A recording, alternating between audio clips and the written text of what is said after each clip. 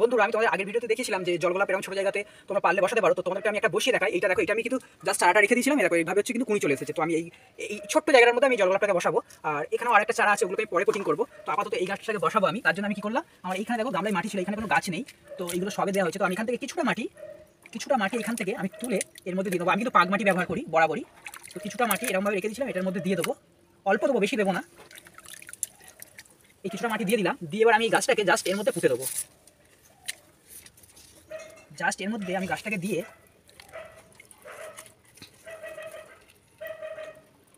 Just পুঁতে দিলাম। দেখো গাছটা কিন্তু আমি পুঁতে দিয়েছি। দিয়ে এবার আমি এর মধ্যে জাস্ট অল্প করে এবার জল দিয়ে দেবো।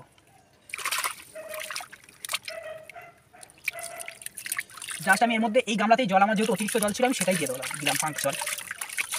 জল নষ্ট করাও ঠিক না, তো আমি সেই 5 জলটাই দিয়ে দিলাম। দিয়ে আমি এটাকে জাস্ট রেখে দেবো। এরপর এতে যখন ফুল ফুটবে আমি তোমাদেরকে দেখাবো। তো ভিডিওটি কেমন লাগলো অবশ্যই কিন্তু জানিও। তোমরা চাইলে কিন্তু এরকম ছোটো ছোটো পটে জলগোলাপ তো দিতেই পারো। পদ্মও তো এখন করা যাচ্ছে এরকম ছোটো পটে, তার ভিডিও আমি পরে তোমাদের দিয়ে দেবো। আর তোমরা তো জলগোলাপ করতেই পারো। ধন্যবাদ।